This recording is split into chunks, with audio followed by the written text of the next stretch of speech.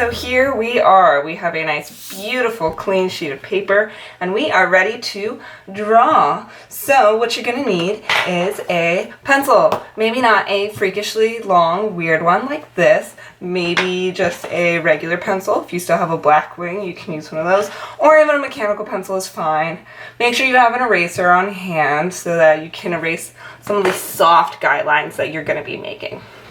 So, now that we are ready to draw, the very first thing I want for you to keep in mind is that when I say the words lightly, you are actually going to draw lightly, okay? If you are a heavy-handed person, I actually highly recommend you use a mechanical pencil so that you don't hate yourself later when trying to erase some of your guidelines. All right. The other thing I want for you to keep in mind is that other than drawing lightly, we also are not going to use rulers or compasses or any other weird tools to make perfect lines. We can kind of just wing it because ultimately we're going to be erasing some of these guidelines later anyways. What's even more important is that you keep the right proportions. So make sure as you're drawing that proportionately your drawing looks similar to mine. We are starting with a very generic type of face today, and we're not going to get into weird anomalies or special features or details until we know the basics of how to draw a very generic face. Okay, the very first step that you are going to do is draw a straight line lightly down your page. Notice it doesn't have to be perfect. We are then going to mark where the top of the head is going to go and where the bottom of the head is going to go. Notice I left this space down here for neck and shoulders and all that other good stuff. So if you were to break this in half, you want to draw a circle that's in this top half right here. Notice once again I am drawing lightly and it doesn't have to be perfect. This circle is going to be the top part of the head where the brain fits. Now we are going to draw the sides of the head. We do not want a basketball head. It's completely round. We want for the sides of the head to be flat. So that's why we're drawing totally straight lines. And then we want to decide what kind of chin we want to put on our person. Know that when you are drawing a more feminine face, it tends to be a more sloping line with a pointier chin. And for a more masculine head, it's going to be a slightly more angular jaw with a more square chin. But once again, those are just generic things to follow. We can do something between the two for now and decide later on if we want a face that's going to be more masculine or more feminine. Cool? All right. Oh, if I didn't mention it before, you probably want to draw along with me, and you can pause the video if I'm ever going too fast. I will be taking some breaks though to give you some time and some extra tips, so it's totally okay to do it while I'm also working. Alright, so here we are. We have our actual head, and it is not a basketball, it is an actual head. Yay! Congratulations, you did the first step. Now we are going to do what I call the Terminator phase, and that is where you draw a line here for where the eyes go, a line here for where the nose goes, and a line here for where the mouth goes. If you draw these lines and you're like, whoa, that's really weird and that's not right, then go ahead and erase and adjust. Once again, you are drawing these lines lightly. Notice how easy it is for me to erase these if I need to, or just make them softer. So I have this. Cool? So now we have the Terminator. What we are going to do for our next phase, I used to call this the Harry Potter phase, but now I actually call it the C-3PO phase, because when I called it Harry Potter, you would always draw these circles that were like Harry Potter glasses, but they were too small. What we are actually about to draw is called the ocular cavity. It is, if you take your fingers and you poke at your face, it is the place that your brows sit on. The brow bone is the top edge of the ocular cavity, and then if you keep going around, your eyeballs sit inside of this cavity, and the two ocular cavities help determine the bridge of the nose. So it's important that we don't put these too far away from each other because you'll have a really weird wide bridge to the nose. And if you have them touching each other, then your person's going to look really freaky and weird. So you are aiming for C-3PO. You want for them to be this big. Know also that if you're trying to draw some cute Disney princess type, you want for these to be extra big because Disney princess girls always have the biggest eyes that are so dreamy and cute. All right, so make sure that they kind of sort of are the same in size, that nothing super weird is happening. Once we get to this point, you can once again softly do a little erasing. Nothing crazy, make sure you're still drawing lightly. And now over here larger, I'm going to draw for you what you want to do for your eye. If you asked your parental person in your household or your brother or whoever to draw an eye for you, they'd probably do this. Wow, beautiful. No, we are not going to do that. In fact, we're going to do the exact opposite of all of that. So first thing is inside of this ocular cavity, we are going to draw a almond-shaped eye, okay? This shape should be more closed than you think, and it should fit inside of that circle. Notice it doesn't touch all the way to the edges, right? Notice it's not like crazy big or anything weird, and it's a lot more closed than you think. If you draw your eyes super wide open, your person's gonna look super freaked out, like they're having a bad time. And we don't want for them to have a bad time, we want for them to have a good time. Notice I also put a little bump right here. It's for the tear duct on the inside corner of the eye. Notice I said inside corner, not right side or left side, because your face is symmetrical, so it's gonna flip over the center line. I can't tell you how many times I've drawn an eye for somebody on this side, and then they draw the exact same eye on this side without flipping it, and so it's really freaky. It's like they would cry out of the same weird side of their eye.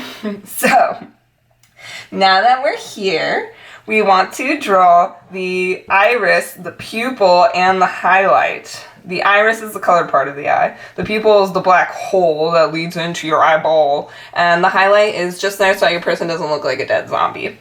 So let's start with the iris.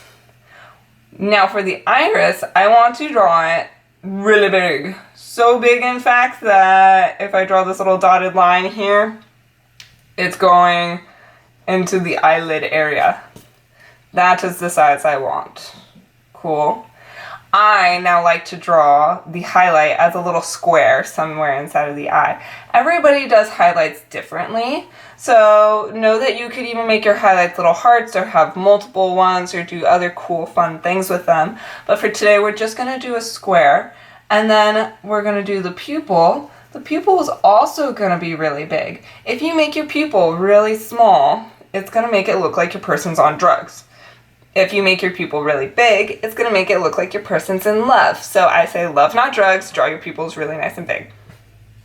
Now that we're here, this is going to be the point where you start to look at the individual or photo that you are using for reference.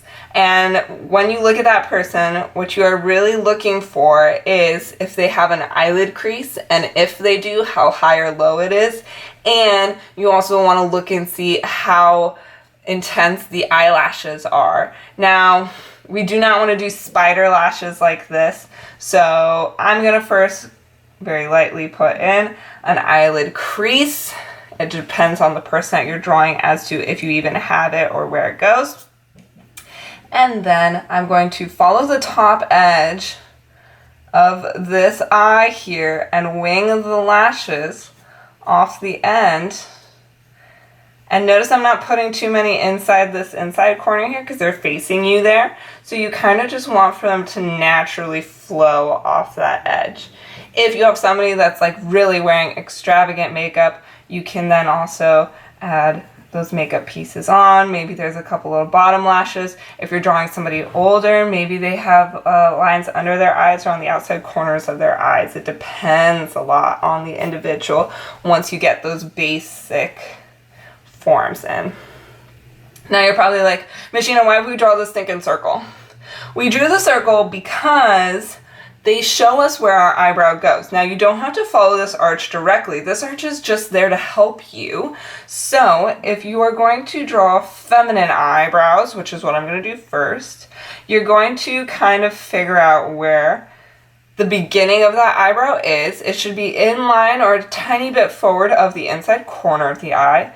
And then you're going to let this eyebrow sit pretty much on the actual circle here.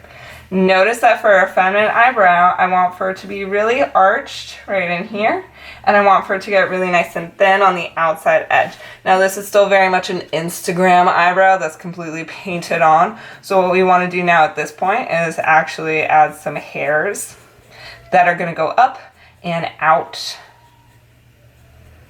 from there. Cool. At this point, you can now start to erase guidelines that you don't need, right?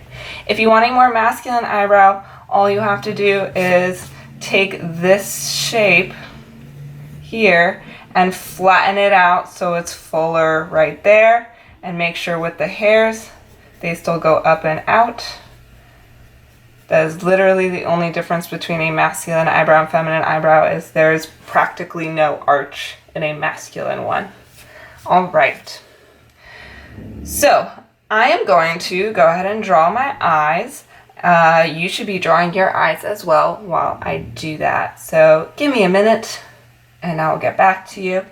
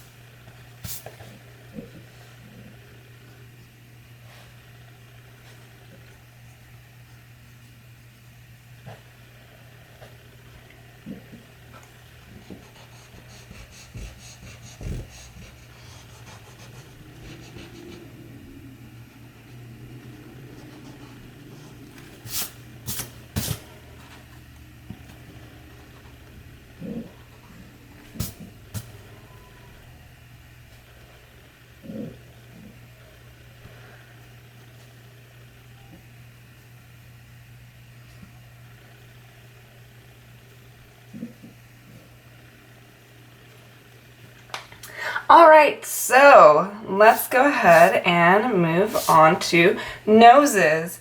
If you were to ask your parental unit, once again, to draw a nose for you, they might do a couple of things. They might do this, the L nose, which, oh my god, I hate so much. Your parental unit is not Picasso, okay? Ew, no, what is that? They might also do what I like to call the jelly roll nose, which is this. So funny.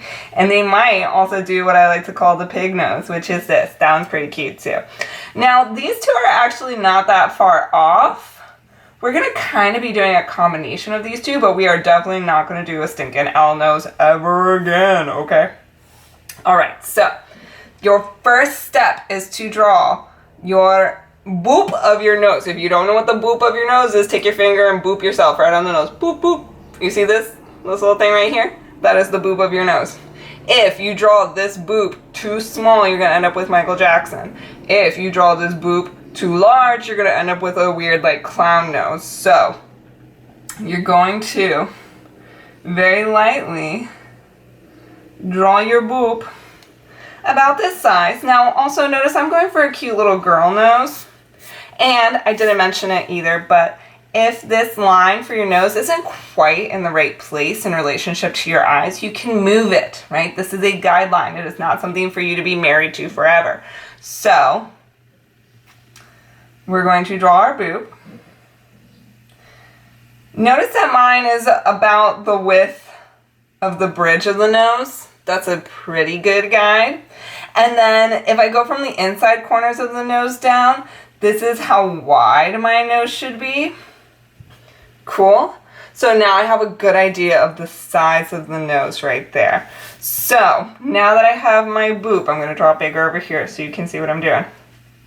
I'm going to draw a very open V shape, just like this, to kind of flatten out the bottom of the nose for the planes of the nose. It's a little bit more angular down there. Now when we go to draw the nostrils, we are not looking up into this person's nose, we're looking at them. So we're going to draw our nostrils as kind of like fat parentheses like this. Cool. And then, oh, and notice that they fit right into the edges there. And then this part's important. You want to make sure that the nostrils, the flares of the nose, are going to come from up and around here of a decent size. If you make them too small, it's going to look a little weird. And if you make them too tall or too fat, it's going to change the nose a lot. Once again, if you're trying to draw somebody in particular, you're going to want to look at that person and ask yourself, what is the shape of this person's nostrils, right? How much do they flare on the sides? Is it this much? Is it not this much?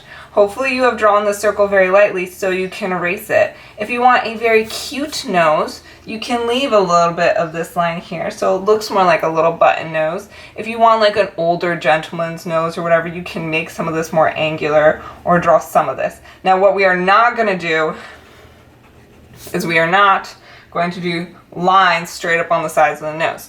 Specifically for coloring and shading purposes, you don't want to put a line on the face where it's just a transition shape and not an actual crease. So do not put lines here, just draw your nose down here. So I'm going to go ahead and do that really quick, and you should be doing that as well. Goma, why are you crying?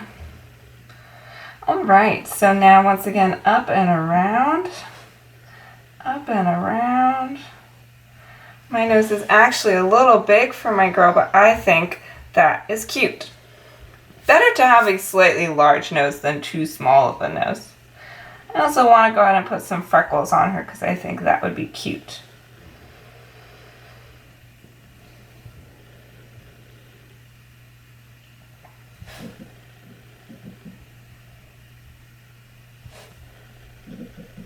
Alright, so now we have our eyes and nose. It should look like it's starting to come together.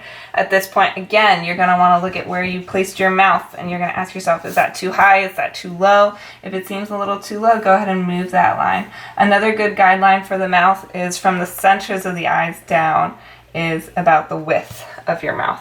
If when you go to do that and your placements make this look way too long or too short or whatever, then do what you think looks right, okay? That's more important.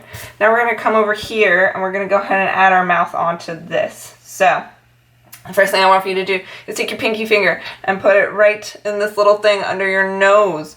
This is called the philtrum. Sometimes I call it the booger filter. And it leads to your Cupid's bow, which is the V of your top lip.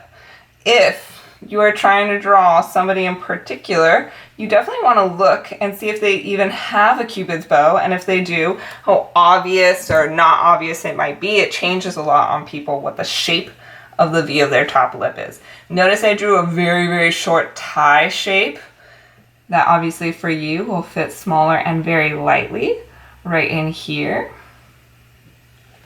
And now I'm thinking I might have actually moved my mouth line up too high, so we'll figure that out as we go. Now, once again, if you asked your lovely father or mother or whoever to draw a mouth for you, they might draw it like this. Ew, gross, right? We don't want that. And then if you follow my instructions a little too overtly, you might end up drawing a mouth like this, which is better, but is a little bit crazy, so don't do that either. When I say a gentle S-curve, I mean an almost straight line from your Cupid's bow, just down a little bit, like that. Then you're going to draw the actual part between your two lips by drawing a bump. And then once again, another very gentle S-curve to the outside corners of the mouth. It should look like a weird mustache. And then you're going to figure out how fat or slim your bottom lip is going to be. And then you can draw up. But notice that I'm not going all the way exactly to the corners. I'm actually stopping short right in here. That'll help make your bottom lip look a little bit more natural. Cool? So let's go ahead and do that over here.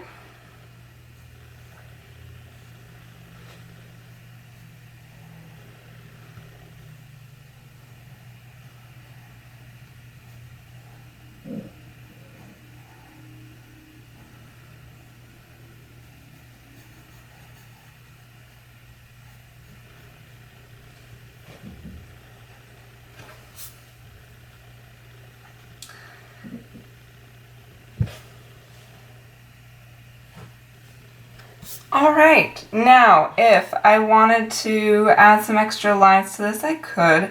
However, for coloring purposes and shading purposes, I would probably just leave them very simple like that. Now that we have our main features, we want to go back to the face shape that we drew and make some adjustments. Hopefully you drew all of this lightly once again, because sometimes the features don't end up sitting exactly where you want the first time. So if I very lightly draw a circle here for where my chin is going to be, I'm going to realize that maybe my face is a little too big down here. So I'm going to go ahead and draw in a little bit more confidently the edge of my face that I think would work really nicely with the features that I drew. So let's give her a little bit of a facelift.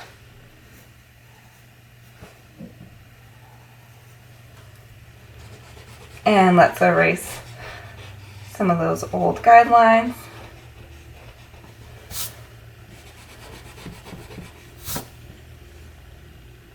I'm sorry if I just shook you guys.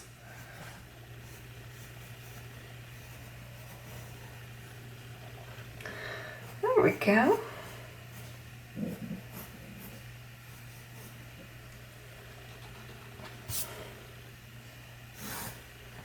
All right. So here is our features and the edge of our face. You might be like, yay, thanks, Sheena, bye. No, we're not done yet. We're not done. We have more to do, okay? So we still have to draw the ears, the neck, some of the shoulders, and the hair, which is personally my favorite thing to do. So first thing I want you to do for your ears is take your fingers and put them at the tops and bottoms of your ears and then slowly slide your fingers in towards the center of your face. And you're gonna realize, holy guacamole, my ears are really big. They go from like here to like here, right? What you are not gonna do is draw a big giant Dumbo ears sticking off the sides of your person. You're actually gonna draw ears laying nice and flat on the sides. However, they are gonna be pretty long. So you're going for this shape right here. Cool. And then same thing on the other side. It helps to put little lines to make sure that you're making your ears the same size on both sides. Yay! Lovely. If you need a little bit more time, go ahead and pause. Let's go ahead and get into some of the neck. So, I now want for you to take your fingers again, your pointer fingers, and stick them in right behind the bottom of your ears, and then go from there down your neck to this little bump you have in the center here called the trachea. Ugh, right? The trachea is the thing they puncture sometimes as people are suffocating. Oh my God. Miss Sheena, why are you telling us this? Because you'll notice that the major tendons of your neck go from behind your ears down to the trachea. So you don't want to draw a football neck on your person. You actually want for your lines to kind of taper in just a little bit as you draw down. Cool. And then you do want to draw a little U shape for your trachea. The reason why is because your collarbones connect from your trachea out to the tops of your shoulders. So that's going to help us figure out where our shoulders are supposed to go. We don't want to give our person too small of a body or too large of a body either. You guys have a tendency to do really, really small bodies. So this should be really helpful. If you go from your U in straight-ish lines out like this, you now know where the tops of the shoulders are. So you can go from your neck. Don't give your person giant traps. Traps are these things here, the muscles that go there, that football players have really big traps. So you want to go like this. Cool. So that is a pretty good sized body. That's not too bad. And you're probably like, oh my God, Miss Sheena, my person's naked. Yes, they are. So let's give them some clothes. The important thing to remember though, when giving your person clothes, is that the fabric actually wraps around the body, specifically the neck and shoulders and all that. So if we're gonna put a collar on this girl that I've been drawing, we want for it to actually wrap around. Something kind of like that. If she's wearing overalls, we want for the straps to actually look like they're wrapping around just a little bit. Cool. Just so that you can tell what this fabric is actually doing. If you want to give her a necklace, you can do that too.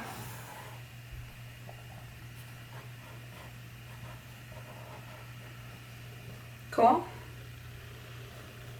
All right. Now we have a hairless girl or guy, depends on which one you've decided to go with, right? So, all right, now I'm getting carried away doing fun details. I want a striped shirt. All right. So now,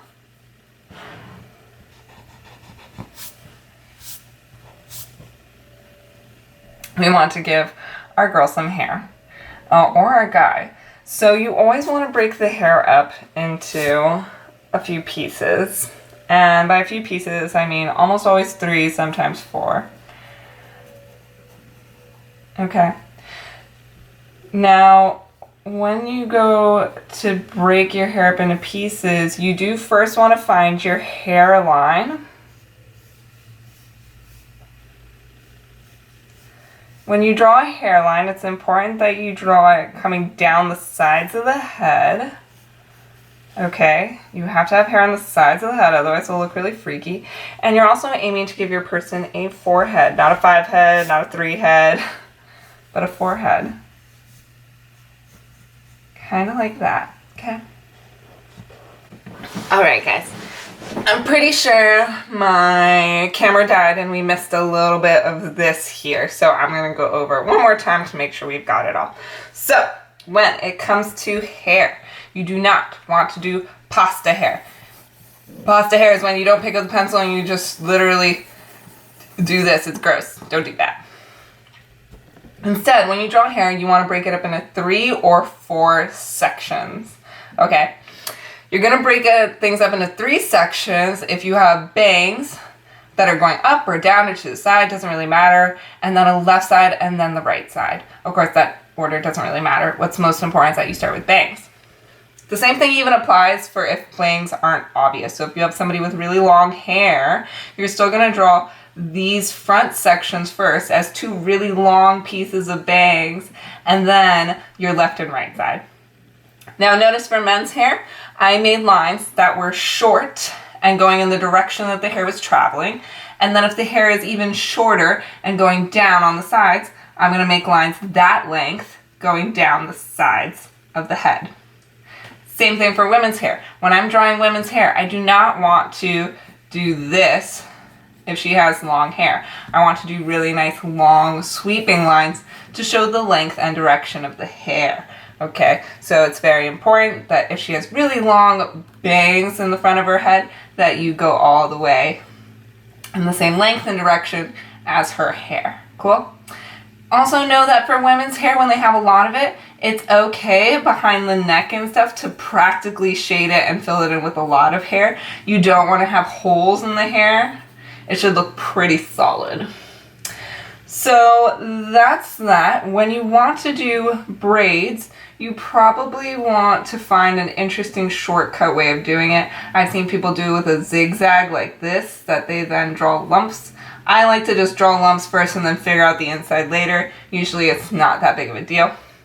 Even for textured hair, you still want to pick up the pencil as much as possible. Show once again the length and direction of the hair. Don't forget to put hair on the sides of the head. It's very important that you do that. All right, let's get back to it. So for my girl here, I actually want to give her like nice kinky hair because I want for her to be black. And I also want for her to have nice little poofy buns on both sides here. So her hair is doing something a little different. So it's up to you as to what kind of hair you're doing and what kind of person you're drawing. So this is also actually a good opportunity for me to show braids as well if you want to draw somebody that has braids. Let's draw hair ties.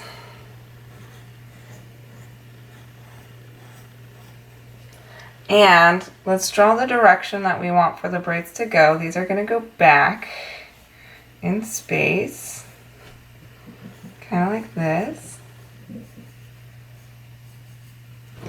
And I now want to draw the first couple of pieces overlapping.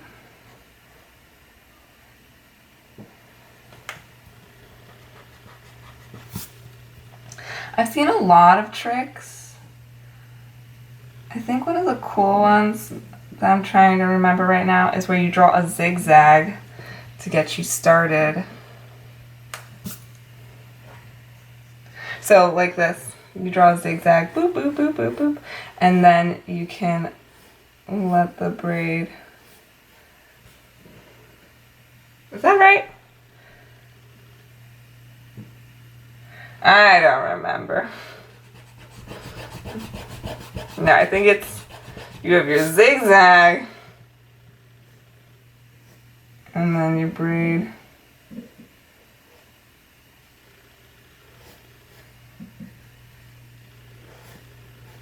Something like that. I prefer drawing this And then figuring out the inside.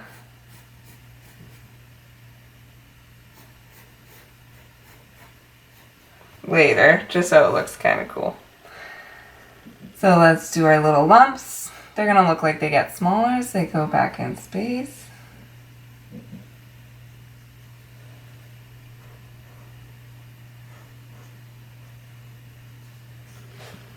Remember to draw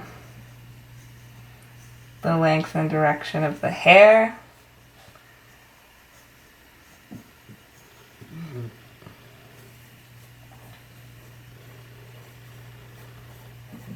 Notice I'm picking up my pencil in here. I'm trying to avoid doing pasta hair.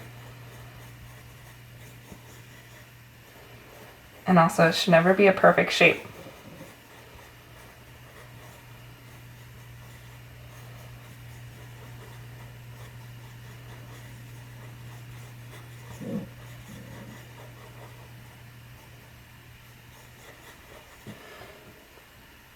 So then same thing on this side.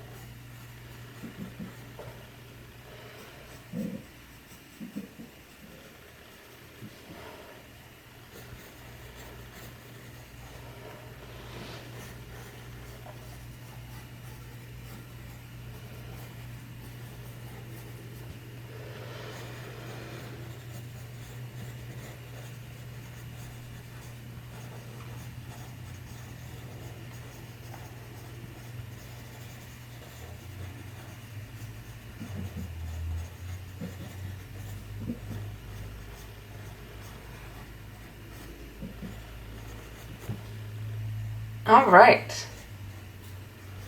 So, I think she looks pretty good. If you are capable of doing this your first time around, you are in super great shape. So, what I want for you to do, if I haven't already mentioned before, is take a picture of this and send it to me. For our next project, you're going to be using a photo reference of a particular person that you're going to be drawing really, really nicely, and then you're going to be coloring them. So I'll show you how to color in our next video in ways that will make your portrait continue to look really good so that you don't put all this effort into doing a really, really nice portrait and then end up with something all mushy or weird or really yellowy skin tones or anything strange like that. So I hope you guys had a lot of success with this and it was really informative. Don't feel bad if you feel like yours doesn't turn out as successfully as mine did. However, I do expect for yours to look as good, if not better than mine, because you can take your time with this. Don't rush. I will talk to you guys soon, and happy drawing. Bye.